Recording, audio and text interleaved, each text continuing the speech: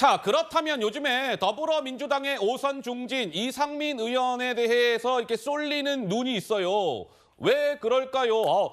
이상민 의원이 이준석이 만드는 신당에 합류하는 거 아니야? 이것 때문 아니겠습니까? 오늘 이상민 의원이 채널A 라디오 유튜브에 나와서 이렇게 얘기했습니다. 직접 한번 들어보시죠. 저도 아주 지속적으로 당내에 어쩌면 왕따, 외톨이 뭐 이런 식으로 취급받은 적도 있고 비주류다 싶으니까 그런 동변상님도 있고 제가 이제 이준석 전 대표한테는 적극 권했죠. 그리고 막 질질 끌면서 뭐 신당을 할 것처럼 김을 모락모락하는 건 국민에 대한 예의도 아니다. 빨리 당을 나가서 저기 해라. 그리고 겁내지 말고 해라. 오늘도 신문 보니까 막 이상민 신당 합류 여부를 한 달 내에 결정하겠다. 한 달 내에 결정하겠다는 것은 제가 민주당이 있을 것인가 나갈 것인가 그거를 결정한다는 뜻입니다. 그래도 이제 이준석 전 대표의 신당에 대해서는 아예 닫아두신 건 아니잖아요. 닫아둔 건 아니죠. 저는 이런 생각입니다. 제가 만약에 신당 나가서 한다고 한다면 진짜 소수 세력이잖아요. 그럼 소수 세력이 힘을 발휘할 수 있는 건 연대밖에 없습니다. 연합이나 연대, 네. 힘을 합치는 거. 그래서 따로 또같이라는 것을 늘상 주장해 왔던 거예요.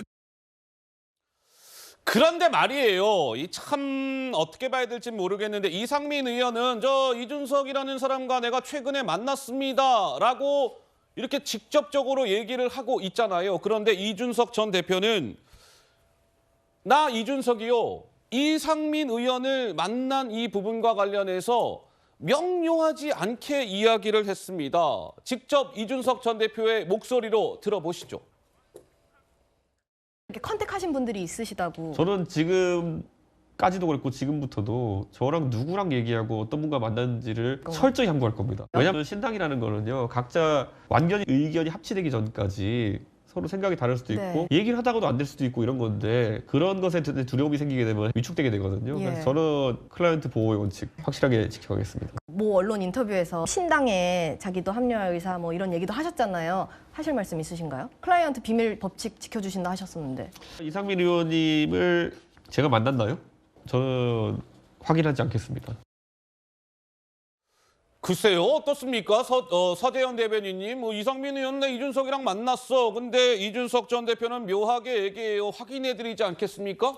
네, 그 사실 국민들이 바라는 거는 신당이 아니고요. 그러니까 이제 정치 복원이고 특히 나와서 정치인이 정말 국민을 위해 좀 일 한번 해보자라는 것인데 지금 이준석 대표 입장에서는 저는 신당을 이게 창당하는 건 자유겠지만 이렇게 이상민 의원도 민주당의 5선입니다. 예, 5선인데 저는 이제 뭐 듣보잡 입장에서 말씀드리면 이상민 의원 입장 대선배님이신데 네.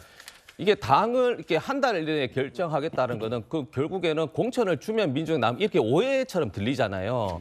그럼 저 같은 경우도 그러면은 그럼 만약에 공천을 안 받으면 저도 뭐 가겠다 이런 얘기 함부로 할 수가 없는 거 아닙니까? 그렇게 해서도 안 되는데 하물며 민주당에서 5선까지 하셨는데 어떻게 저렇게 신당을 이렇게 뭐 떠나겠다는 말씀을 하시니 저는 조금 이해는 가지 않고 다만 이준석 대표한테 저는 조언 아닌 조언을 하고 싶은 것은 신당이잖아요. 구당이 아니고 그럼 새로운 사람이 와야 되는 것이다. 그래서 우리가 회사원 뽑을 때도 뭐 어떤 조건이 있잖아요. 뭐 예를 들어 뭐 영선이라든지 뭐 예를 들어 뭐 어느 정도에 도전했을 때 어떤 핍박을 받았는지 그리고 제외 공천에서 떨어졌다고 해서 오는 사람은 안 됩니다. 자격 요건이. 이런 알겠습니다. 식으로 명확한 규정을 해야지 정말 신당답게 정말 대한민국 국민이 원하는 새로운 당을 하는 것이지 이준석 대표가 저런 식으로 또 이제 여러 가지 정치적 목적으로 또 신당을 창당하면 저는 100% 실패할 거라 생각합니다.